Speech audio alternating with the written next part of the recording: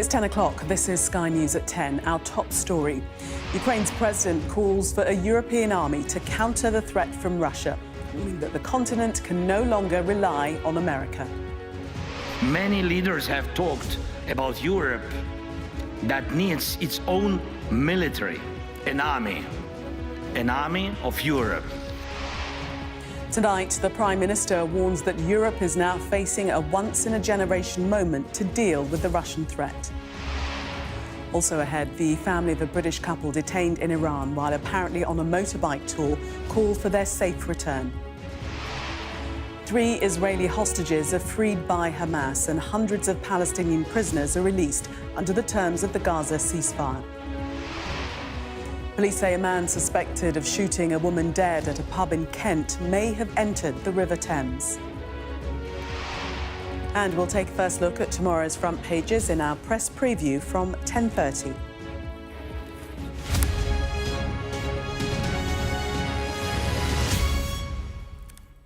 Good evening.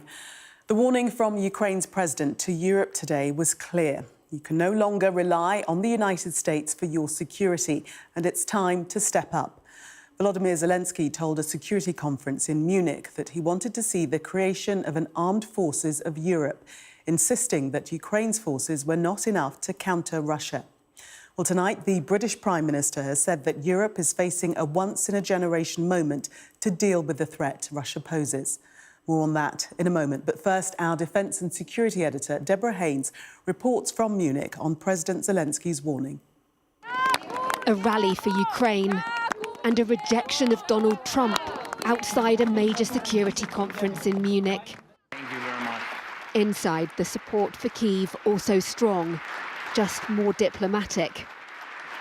Thank you. The Ukrainian president, though, characteristically blunt. Decades of the old relationship between Europe and America are ending. From now on, things will be different, and Europe needs to adjust to that. I really believe that time has come. The armed forces of Europe must be created. Volodymyr Zelensky also had a message for Donald Trump, who's vowed to end Russia's war. Ukraine will never accept deals made behind our backs without our involvement.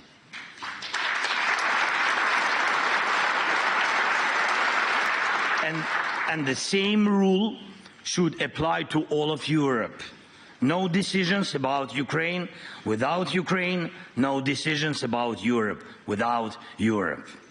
But it's unclear how much of this is within his control. As it emerged, the US is sending envoys to Saudi Arabia to start peace talks between Moscow and Kyiv. Thank you so much. The president knows all too well what's at stake. You had a clear message today to European leaders about the need for an armed forces of Europe. What is the danger to this continent and the world if they don't listen to your warning and react? Look what's going on with us. A lot of losses, human losses, damn destroyed houses.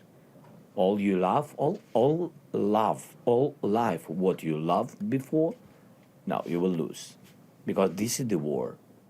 The new Dutch Prime Minister isn't keen on a European army, as that's covered by NATO, but he does agree the continent needs to strengthen its defences.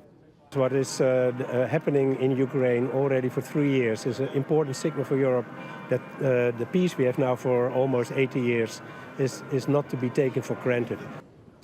The past few days couldn't have been a bigger wake-up call for Europe about their vulnerability when America isn't completely on side. The big question for leaders here, though, is whether or not they can convince their own societies not just to invest more in defence, but to be willing to fight in a crisis. It's why Kyiv says helping Ukraine as the US steps back is so important for Europeans who value their freedom.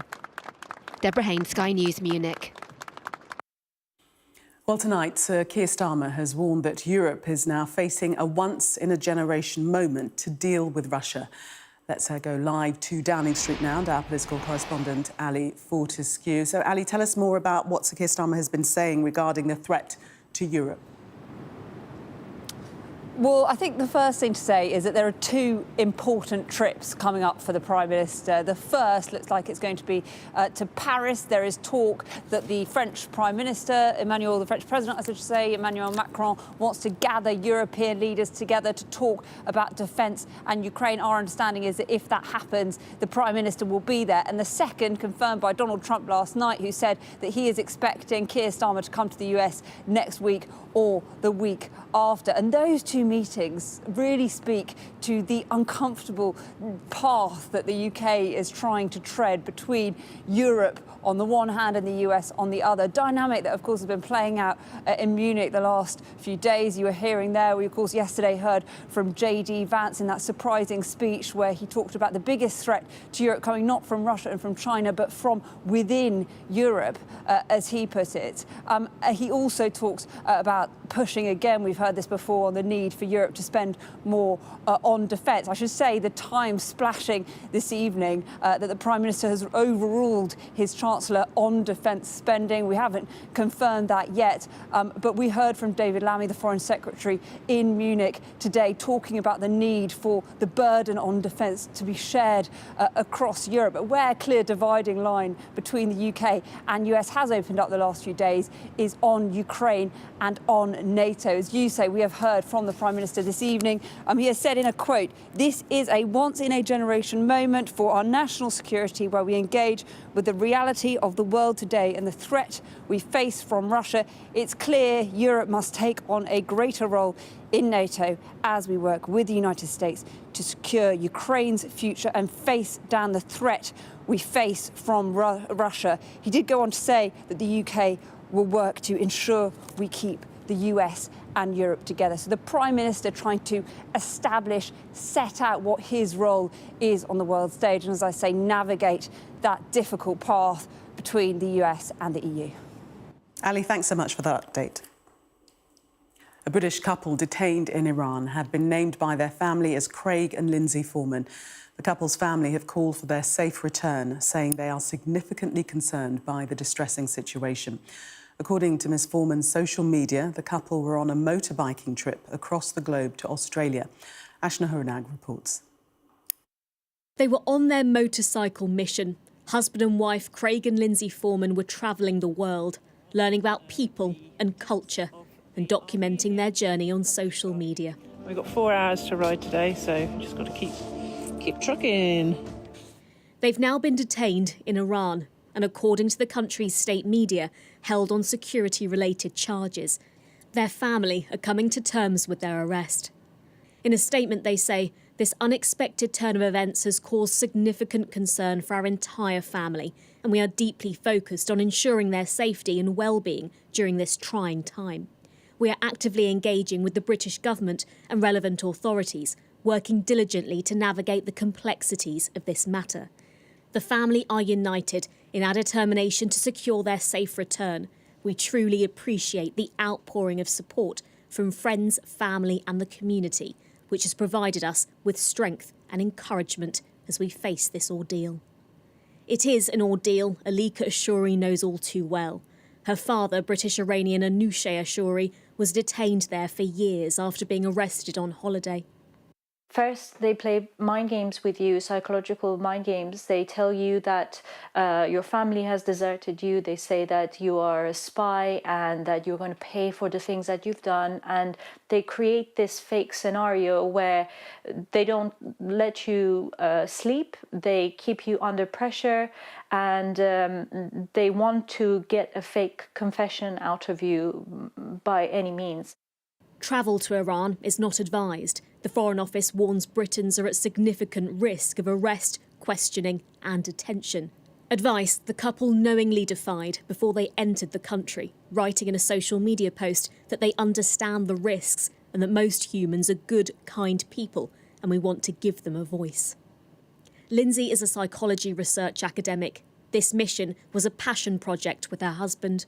Look, it's the sea! It's the sea! The Foremans have been travelling for months. The adventurers had been heading for Australia. They now face an uncertain future and, with the help of the Foreign Office, are navigating the unknown. Ashna Horanag, Sky News. Now to the Middle East, where the latest hostage and prisoner exchange has gone smoothly after mediators kept the fragile ceasefire from collapsing this week. 3 more Israeli hostages were handed over by Hamas. In exchange, 369 Palestinians were released from Israeli prisons. The 3 hostages released today were American-Israeli Segi Dechel-Hen, Argentine-Israeli Yahir Horn and Russian-Israeli Alexander Trufanov. The men were taken from the same kibbutz, near Oz, during the October the 7th attacks. In exchange, Israel released 369 Palestinian prisoners. 36 of them had been given life sentences. They'll be deported to Egypt. Amongst those released are Mansour Makeda, detained since 2002. Iyad Harobat, described as one of the most severely medical cases amongst Palestinian prisoners, and Ahmed Taleb Mustafa Barghouti, sentenced to 13 life sentences for his involvement in armed operations. It's the 6th weekly exchange since the ceasefire began on the 19th of January. 19 of the 33 hostages expected to be released through the first phase of the ceasefire deal have now been released. 73 hostages remain in Gaza, half of whom are believed to be dead. Sky's international correspondent Diana Magnay reports from Jerusalem. For 498 days, they have waited for this moment. Segi Dechel-Hen reunited with his wife Avital. Told what she had named the baby girl he has yet to meet, born 2 months after he was taken hostage. Yahir Horn hugging his brother Amos and his mother. No amount of kisses for her ever enough. Their middle brother Aitan, though, still in Hamas captivity. The release of the 3 hostages early on Saturday in Khan Yunis not as chaotic as others have been. Alexander Sasha Trufanov, the first to appear, escorted by fighters from Palestinian Islamic Jihad who had kept him hostage. A short staged address surrounded by gun-toting militants before delivery, finally, into the hands of the Red Cross. A wave goodbye from his Hamas captor, Yahir Horn clutching an egg timer he'd been given, a message to Israel that time is running out for the remaining hostages. And as the 3 men met with Israeli troops to escort them across the border, buses carrying Palestinian prisoners made their way from Israeli detention centres towards Khan Yunis too. 333 Palestinians detained in Gaza after October the 7th returned to their families. To mothers' arms who never want to let them go. In the West Bank too, men many in Israel consider terrorists, some convicted of multiple life sentences, returned to their families. 369 Palestinians freed in total, though Israel has detained as many as that again these past few weeks in raids in the West Bank. Today is the best day in the world. Today I was born again. I was dead before. I had no life without my children. When I saw my son, my soul came back to me again, and I came back to life. Tears and elation on both sides as friends and loved ones return. There are no words that can explain how excited we are, how much we've been waiting for him at home, how long his girls have been waiting for him. All eyes back on Netanyahu to see if he'll stick with the terms of the ceasefire or ramp up again against Hamas. There are 73 hostages left in Gaza, around half of whom are thought to be dead. And many on Israel's right are pressuring for a return to war. Israel sent its own message back with the Palestinian prisoners. Never forgive, never forget, written on the back of the clothes they wore. Duly burnt upon arrival. Diana Magnay, Sky News, Jerusalem. Police say a man suspected of shooting a woman dead in Kent may have gone into the River Thames. A manhunt began after a woman in her 40s was shot dead in a pub in the village of Knockholt last night. Ashish Joshi reports. Sunrise in a small Kent village. Residents waking up to devastating news. A murder investigation is underway after a woman in her 40s was shot declared dead at the scene. Just after 7 o'clock last night, heard two loud bangs. Later we looked out and we could see the blue flashing lights of the ambulance on the car park. There was, unfortunately somebody on the floor being given CPR by paramedics. There was a lot of emergency services arriving pretty quickly. The suspect is thought to be known to the victim, and police think he may have entered the River Thames at the Dartford crossing, following reports of a man seen on the wrong side of the barrier. Officers later recovered a firearm and a vehicle linked to the murder in Dartford, some 17 miles away from the shooting. People here had been enjoying dinner inside the pub, busy on a Valentine's evening. 6:30 went in there.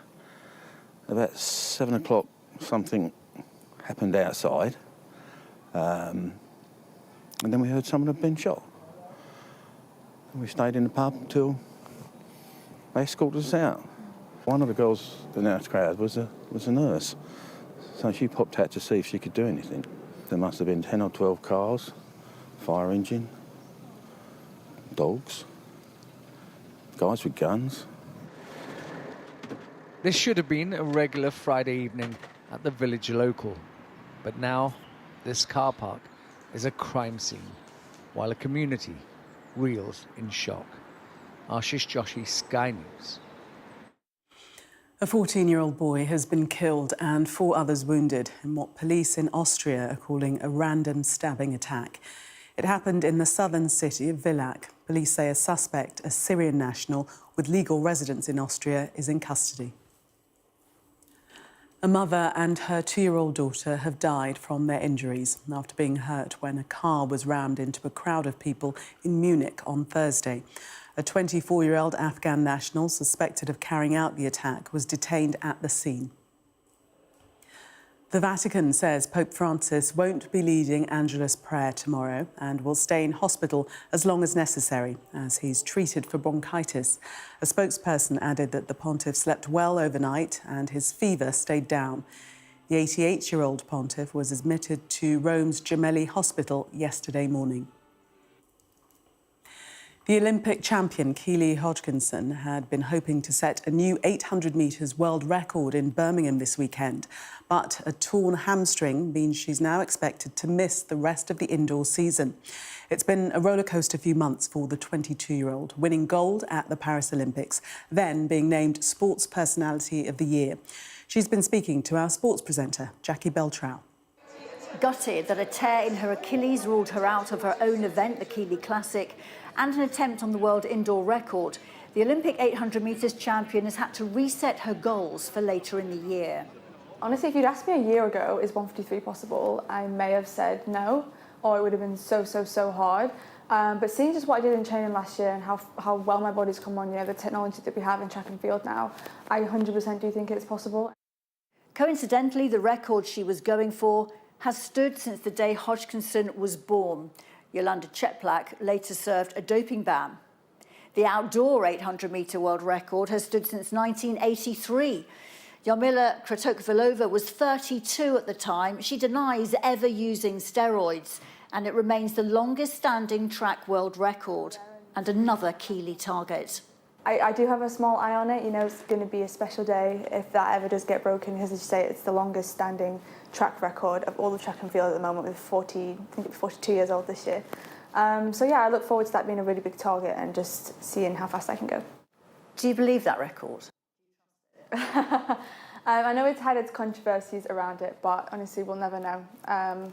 There's a lot of people that haven't got near it. I'm sixth fastest now on the all-time list, and I'm proud to be sixth fastest, but I know we can climb those spaces, so we're just looking to hopefully do that, and I think it would be nice to rewrite the history book.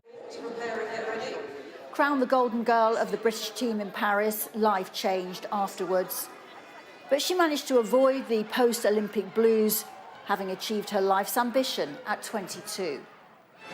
Keely Hodgkinson had a string of big-name endorsements even before she won gold in Paris. Her brand, though, has grown outside the sport since. The priority's the same: win gold medals, try and break world records. With injury rehab ahead and her indoor season all but over, maybe there's time for a few weeks of ordinary life. I don't think I've chosen an ordinary life. Even just, take away the glitz and the glam of everything. Like, being a professional athlete is hard work and it's a different life than some of my friends live, and that's fine. I have a really great supportive group of friends, but possibly not a normal 22-year-old now. Jackie Beltrao, Sky News. OK, time now to catch up on the rest of the day's sports news with Rahul. Staying connected is vital for business. Sky Business sponsors this report.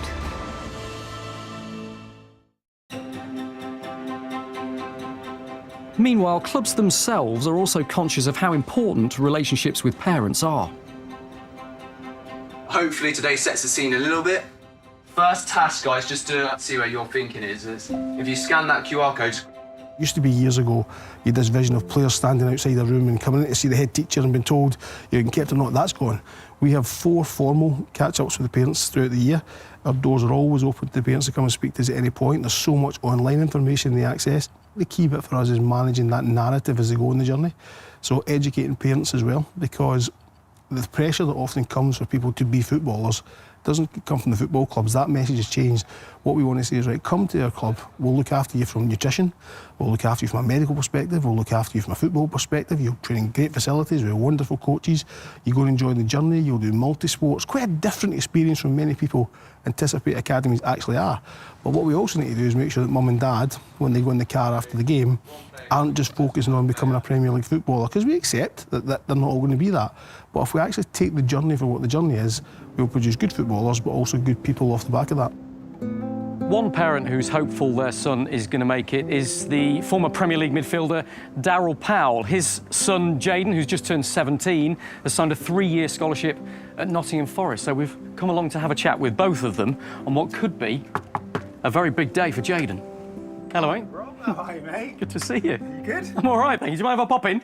Because you know how tough it is, and because you're also a caring parent, you want what's best for your sons. How do you look at it? I think there are more parents than you think that are footballers and had good football careers that have got sons that are now involved in football. I've seen a lot of them on the circuit. I do share my experiences with Jaden. I do share the pitfalls, the joys. I really try and make a point of him to try and express yourself, try and embrace it, try and enjoy every moment. You don't know how long it's going to last. There he is. You okay? Good to see you, Jane. How are you? Yeah, I'm good, thank you.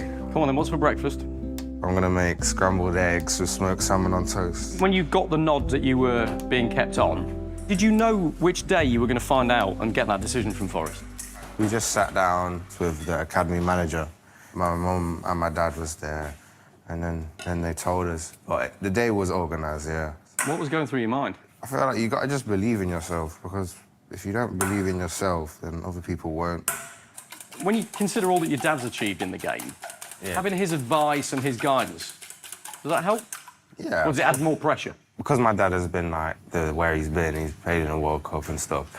People expect a lot because like your dad's done it, you can do it, and then people, when you do something good, they'll say it's because your dad, he can get you there or whatever.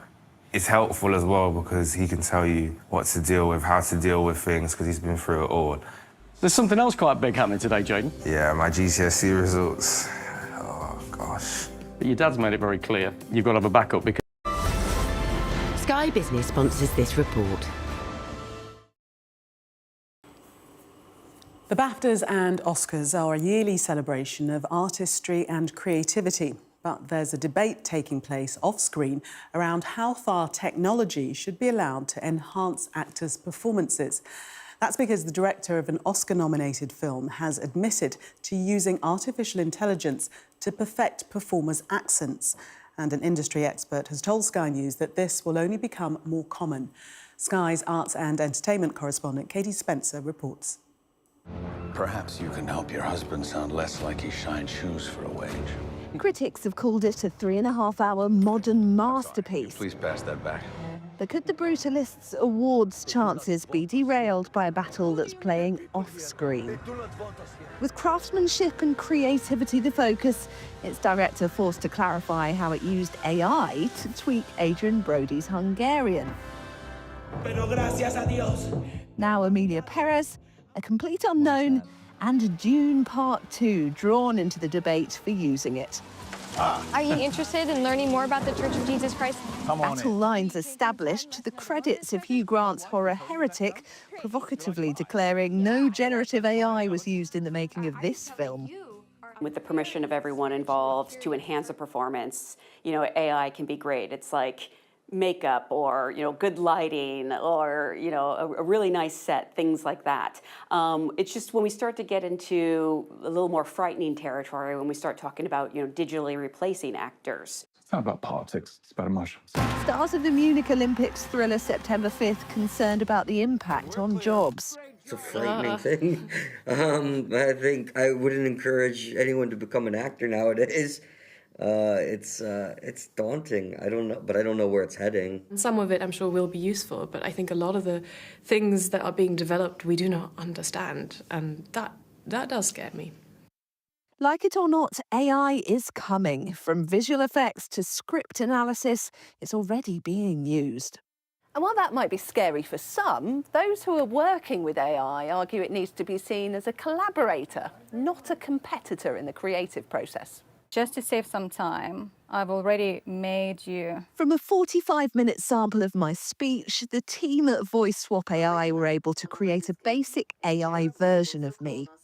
So me versus AI me, we're both going to say in Lithuanian, "Good afternoon, my name is Katie, this is my voice clone," yeah? So say I'm an A-lister who needs to speak Lithuanian. Laba diena, mano vadas Katie ir tai mano balso klonas. With zero learning required, AI me is fluent.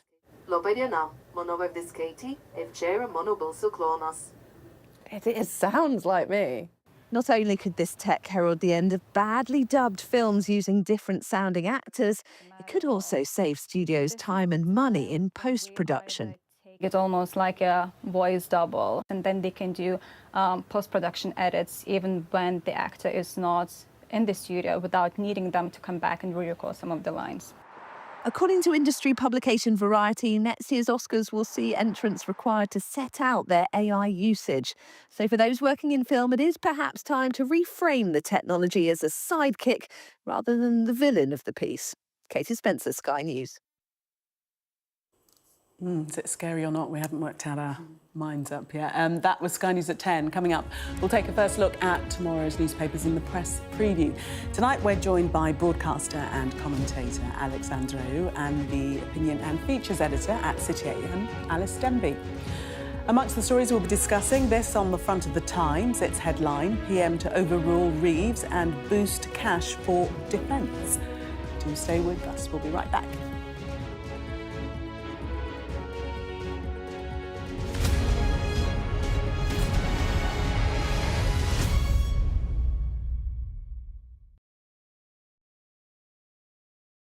Our app gives you the very best of Sky News wherever you are.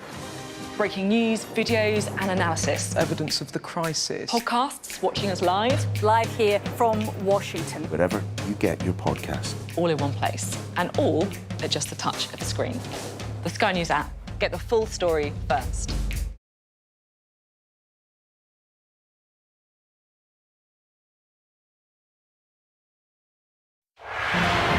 I'm James Matthews and I'm Sky's US correspondent, based here in Washington, D.C. I've covered some of the biggest stories in the world. I'm Deborah Hames, Sky security and defence editor. I've covered Russia's full-scale war since it began, witnessing the terror and the trauma. I'm Stephen Murphy and I'm Sky's Ireland correspondent based here in Dublin. Sky News, get the full story first. I'm Martha Kellner and I'm Sky's US correspondent based here in Los Angeles. Getting the chance to tell people's stories, it's a privilege. I'm Adam Parsons, Sky's Europe correspondent based here in Brussels. I'm Dan Whitehead, Sky News' West of England and Wales correspondent. Sky News, get the full story first, free, wherever you get your news. Welcome to the world. Our new podcast, starting now. It's very exciting. Every week, we'll be reporting from the world's trouble spots. We get to hold those in positions of power accountable, and we get to ask the questions that the audience, the listeners, want to know about. And that's why it is so important that people tune in, come along for the road, come along for the journey. It'll be fun.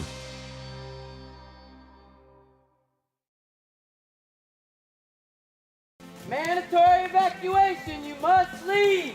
For many people, Harvey is far from over. People here believe the water will be this deep for weeks. I'm Greg Milam, and I'm Sky's chief North of England correspondent. Are you trying to run me over, Sir Philip? No, go away. Look like it, sir. Will you respond to those who made accusations, Sir Philip? Can you go away? Sky News, the full story first.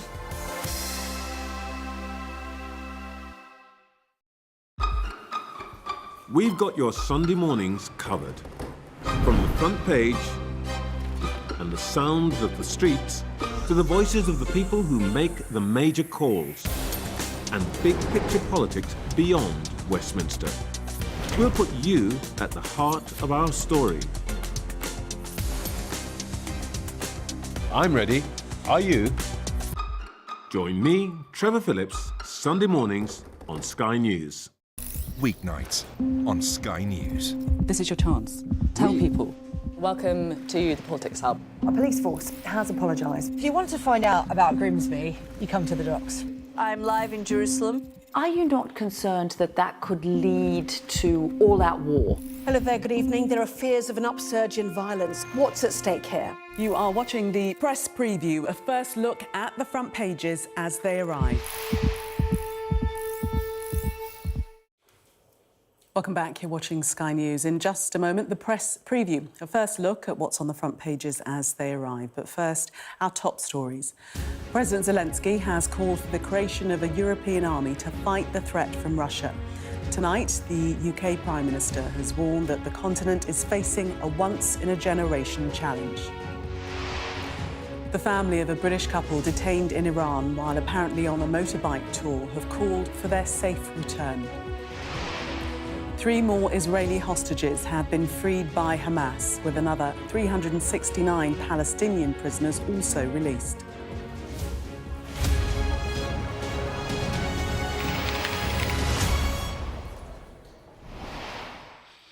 You are watching the press preview, a first look at what's on the front pages of the newspapers as they come into us. In the next half hour, we'll see what's making the headlines with broadcaster and commentator Alex Andreou and opinion and the features editor at City AM, Alice Denby. So let's see what's on some of those front pages for you now. Well, The Observer reports that Sir Keir Starmer is set to join a group of European leaders for an emergency meeting over Donald Trump's attempts to seize control of the Russia-Ukraine peace process. The Sunday Times says the Prime Minister is set to overrule the Chancellor, increasing defence spending after the US urged Ukraine to strike a peace deal with Russia. The Mail on Sunday says an army chief has claimed that Sir Keir Starmer risks heading for the dustbin of history if he doesn't increase defence spending. The Sunday Express says a new poll shows Brits are fearing for the economy and have delivered a damning record on Rachel Reeves' job as Chancellor. The Telegraph reports on a new controversy over government plans to give up sovereignty of the Chagos Islands. And the Sunday People leads with the investigation into a woman shot and killed on Valentine's Day in a pub in Kent. And we are joined tonight by Alex and Alice. Let's start off with The Observer. The headline there, Starmer set to join Europe Crisis Summit on Trump-Ukraine plan. This, we believe, the Prime Minister taking up the invitation from French President Emmanuel Macron to have these crisis talks in Paris. Alex, you kick us off. This is after Zelensky basically called for Europe to get together and put together a European army to fill in the void that America looks like it's going to leave in the Ukrainian defense. This will obviously require a lot more spending. It will require significant more manufacturing capacity if Europe is to do that. And so I think there is a general sense, Donald Tusk has been making similar statements as well, that the message has been received, as it were. We're on our own. I mean, that's very much what Zelensky was warning about, really, that Europe has to look after itself, and hence the need for a European army. Yeah, I mean, absolutely. This feels like a very dark time. It feels like a real turning point in this conflict, that we are alone. We can't rely on America to defend us anymore, and that the whole of Europe really needs to step up to defend ourselves. There's a hot war on our continent, and we need to be much more serious about it than we have been. I think we've been complacent. Yeah. I think Trump's, shaken us out of it. But I also think it's very troubling that he seems to have just given Putin everything he wanted. He seems to be saying, well, the borders will be frozen as they currently are, so Putin gets 20% of Ukrainian territory, and a guarantee that Ukraine will never join NATO. I mean, you talk about the art of the deal. You don't just go in and give someone everything they want, especially when they're the aggressor. Yeah. I think there's been... I've been talking to some intelligence contacts, and I think there's been a sense of shock, not because any of this was unpredictable. Everyone knew the general vibe that the Trump administration was giving about Ukraine. They were worried that he was going to try and stitch up a deal directly with Putin and cut Europe and Ukraine out of it. But I think what has shocked people was how unprofessional it has been as a negotiating outfit. Like Pete Hegseth going to the Munich conference, he basically sat down at the poker table with his cards facing the wrong way. And you can't then ask people to unsee what you're holding in your hand.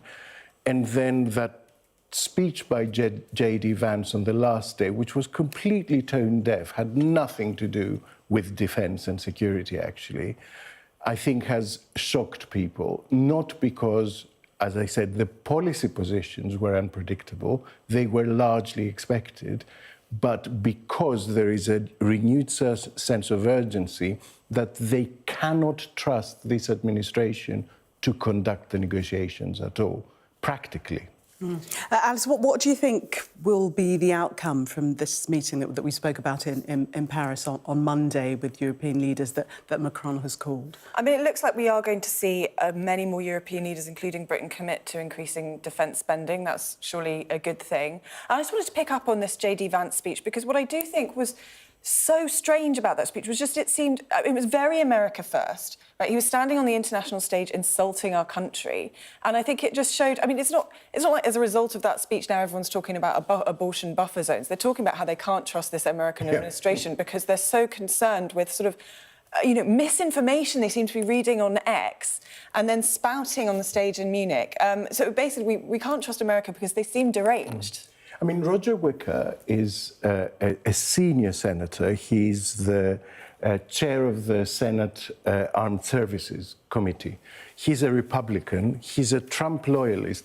He was the senator who handheld Hegseth through his confirmation hearing, right? So this is not someone that's going off the reservation.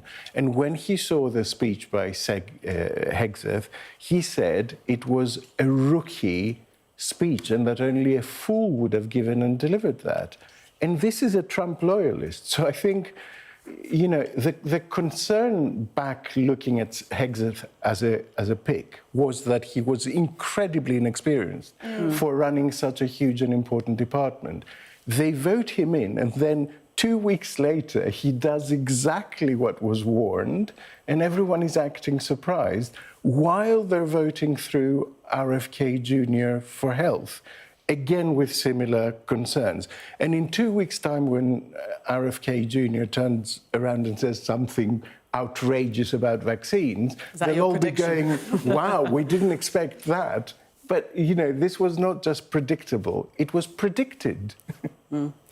Returning to Ukraine and the whole issue of defence spending, something that the European nations, I think, acknowledge that they all need to spend more money on. The Mail on Sunday, we've got our Army Chief here, retired Army Lord Dannett, saying that Sir Keir Starmer will be consigned to the history books for being a dustbin of history, because he's not spending what he should be on defence? Yeah, and let's be clear, this is not entirely on Keir Starmer's place. Successive governments have run down our military capacity. But I mean, Paul's Lord Dannett's absolutely right. We do need to be spending more on defence, and we need to be prepared to defend ourselves. And what I do think is interesting as well about the idea of defence spending is, well, but the economy is flatlining.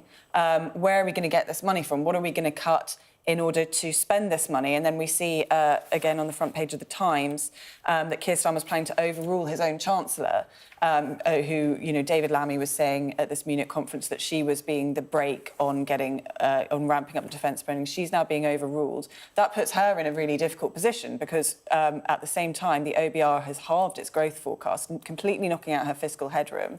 So where's she going to get this money from? What taxes is she going to raise? What spending is she going to cut? And how are the British people going to feel this in their pockets?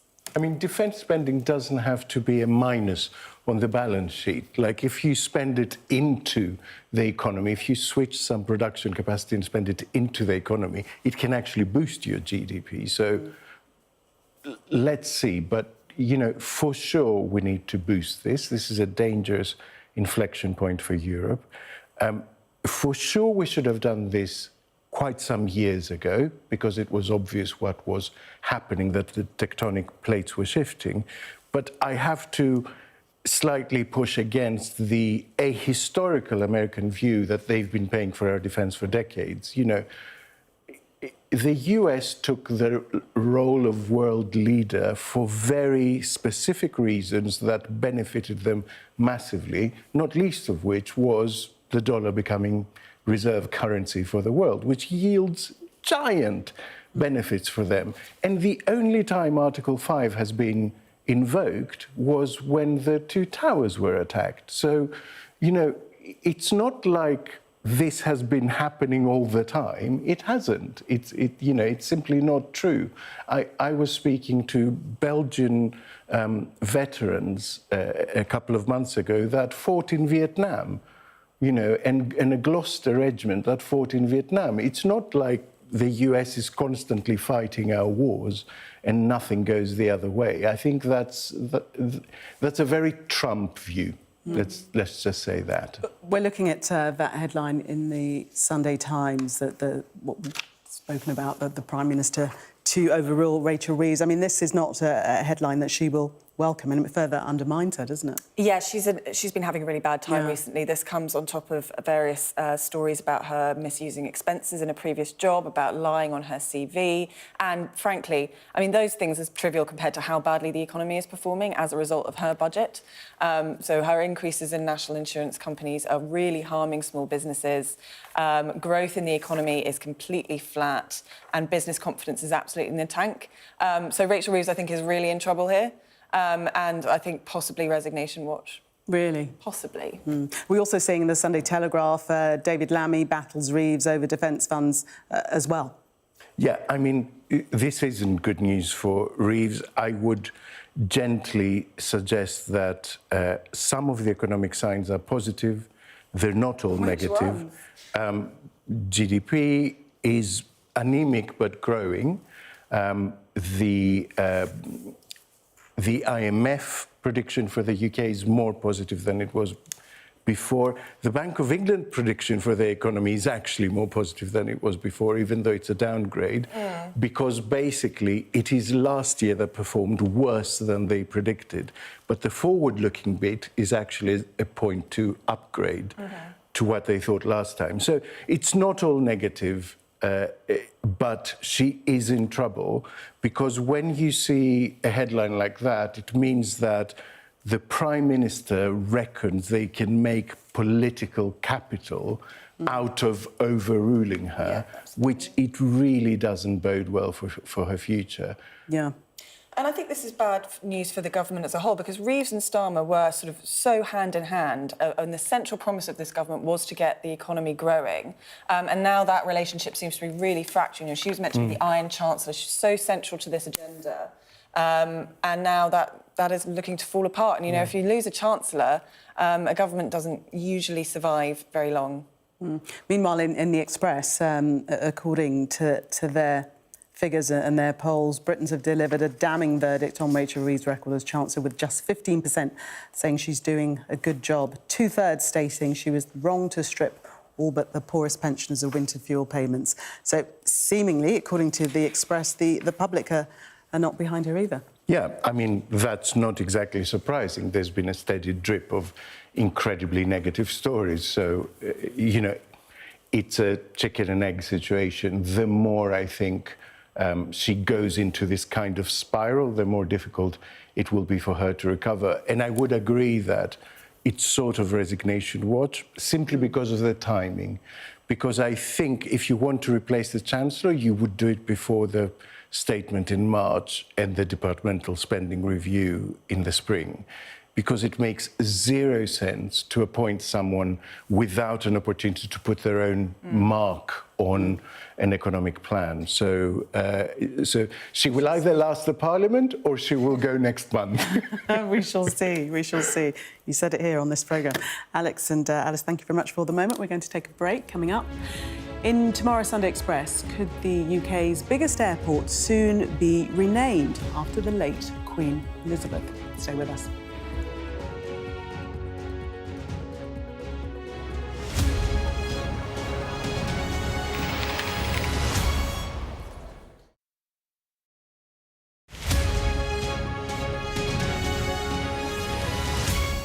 I'm Siobhan Robbins, Sky's Europe correspondent based here in Berlin.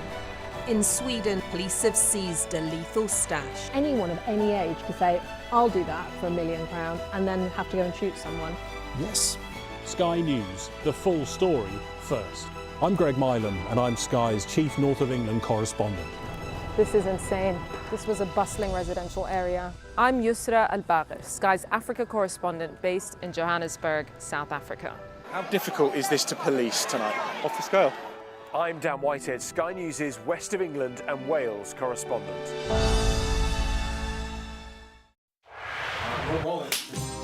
Welcome to the world.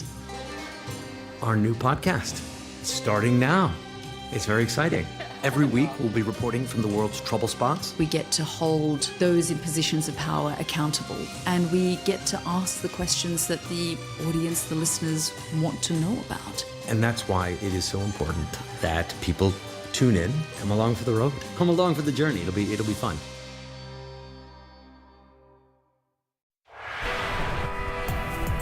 I'm Stuart Ramsey, and I'm Sky's Chief Correspondent. Free wherever you get your news. I'm Mark Stone and I'm Sky's correspondent based here in Washington, D.C. Sky News, get the full story first. I'm Katie Spencer and I'm Sky News' arts and entertainment correspondent. I'm Lisa Dowd and I'm one of Sky's Midlands correspondents. The reason I do this job is because you never know where it's going to lead. The Premier League is exclusively on Peacock. Two of the league's biggest clubs find themselves at the wrong end of the table. And the mood turns extremely sour. Desperately chasing a win to turn their season around. It's a beautiful finish. Tottenham Hotspur. To Eriksen. Back towards Amma. Manchester United. This is the Premier League. February 16, only on Peacock.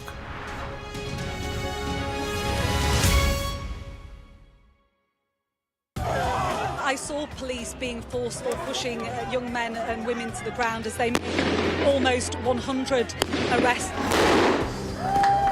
Will the cold affect your voters? Well, we have a lot of tremendous support. Free wherever you get your news. The people here know that worse storms may well be on their way. I'm Martha Kellner and I'm Sky's US correspondent based here in Los Angeles. Mandatory evacuation, you must leave! For many people, Harvey is far from over. People here believe the water will be this deep for weeks. I'm Greg Milam and I'm Sky's Chief North of England correspondent. Are you trying to run me over, Sir Philip? No, go away. Look like it, sir. Will you respond to those who've made accusations, Sir Philip? Can you go away? Sky News, the full story first.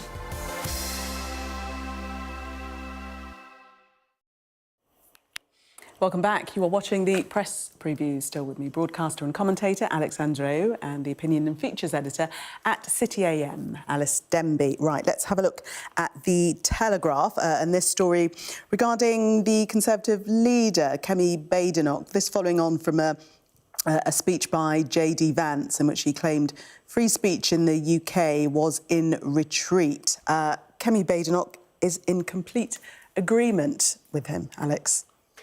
Yes, I think if there's a wrong political choice to be made, you can trust Kemi Badenoch to make it.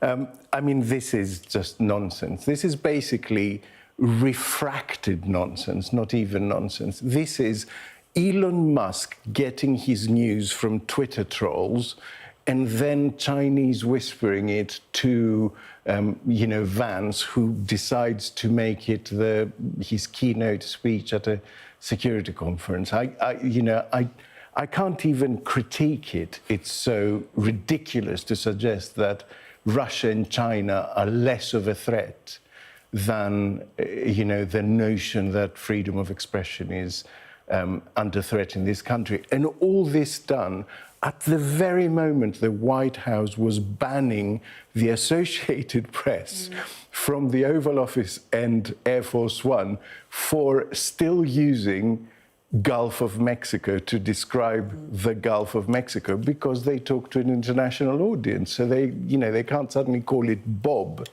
just because... Well, that wasn't the alternative name. We know what the alternative name was.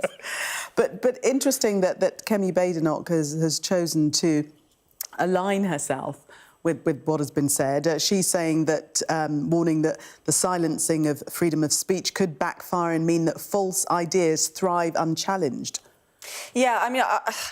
There is a certain strain of thinking on the British right that loves this Trump agenda, even when J.D. Vance, as I say, stands on international stages insulting our country. I think it's a really worrying trend among certain kind of right-winger to be this enthusiastic about Trump when he's made it so clear, it could not be clearer that he is not our friend. And, yeah, I mean, I think for Kemi Badenoch to be sort of, again, going in on culture war issues instead of any substantive policy, I just think is really disappointing. I think she needs, the only policy that the Conservatives announced is opposing a perfectly sensible reform to winter fuel allowance. This is a benefit that goes to millionaires. That is not something Conservatives should be supporting. And, I think this is disappointing stuff from her. Let's move to The Observer and this story about Google. They've cooperated with autocratic regimes around the world, including the Kremlin in Russia and the Chinese Communist Party, to facilitate censorship requests. Yeah. So we read. I mean, my reaction to this is, duh. we sort of know that big companies, I mean, these are huge markets. And, companies tend to and should actually, the fact that Elon Musk, for instance, does not respect national laws within territories in which X operates is a problem. Brazil got to the point where they had to ban X until he basically relented to the Supreme Court judgment over there and agreed to apply the laws of that country. So, yes, it is worrying because we have a particular view of the regime in China. It is autocratic, it is focused on, suppressing free speech, all of that. So it is worrying that Google are working with them, but Google are working with every government in every territory they operate to make sure they don't fall foul of national laws. But is it surprising, though, Alice, that seemingly Google are participating in censorship? I'm not really sure what to make of this story. I mean, The Observer does have a bit of a fixation on big tech being scary. So I'm not quite sure what to make of this. I mean, yeah, I don't think Google should be getting involved in censorship, but I'm not really sure that that's what this amounts to. I'm not very clear. Well, I mean, the piece is suggesting that it's engaging with countries that are wanting information removed. Yeah. That's fact, historical fact, but they want it removed from their platforms. But Google is more transparent than, say, you know, any kind of Chinese company. If, you know, you look at the DeepSeek, the Chinese AI that doesn't know about Tiananmen Square, you know, Google is clearly in a better position than that. Yeah, I would also say, you know, when you search on Google now, you will regularly get a message that some results have been removed because of EU regulations. I mean, could that not be presented in exactly the same way by a Chinese newspaper to say, oh, look, Google is working with the Europeans to remove stuff they don't like? Yeah, no, interesting point. Well made. We've just got a minute to talk about Heathrow potentially being renamed QE2 after the late Queen Elizabeth. Good idea, Alice? Yes, I like this idea. I think at the moment it sounds a bit like it's named after a sort of famous grumpy Tory Prime Minister from the 60s. So I think the Queen would be a much better name for it. I think more things in Britain should be named after Queen Elizabeth. The Elizabeth line's one of London's, you know, best innovations, a huge success, and that's partly got to be because of the name, right? Yeah, I mean, you know, I'm not against it, but Terminal 5 is already called the Queen Elizabeth Terminal, and I think people would find the change very, very hard. Like Heathrow is a really well-established name, especially for airline staff, especially for pilots. I mean, would you change the LHR to LQE, maybe? New York changed its main airport to JFK Airport in the 60s. But, you know, renaming stuff is in vogue. I think we should rename it the Gulf of Mexico, just to annoy. You tease. Alex and Alice, thank you very much for taking us through the papers. Stay with us for the news at 11. Much more to bring you then. We've got your Sunday mornings covered. From the front page and the sounds of the streets to the voices of the people who make the major calls and big picture politics beyond Westminster. We'll put you at the heart of our story. I'm ready. Are you? Join me, Trevor Phillips, Sunday mornings on Sky News. Weeknights on Sky News. This is your chance. Tell people. Welcome to the Politics Hub. Our police force has apologised. If you want to find out about Grimsby, you come to the docks. I'm live in Jerusalem. Are you not concerned that that could lead to all-out war? Hello there, good evening. There are fears of an upsurge in violence. What's at stake here? You are watching the press preview, a first look at the front pages as they arrive.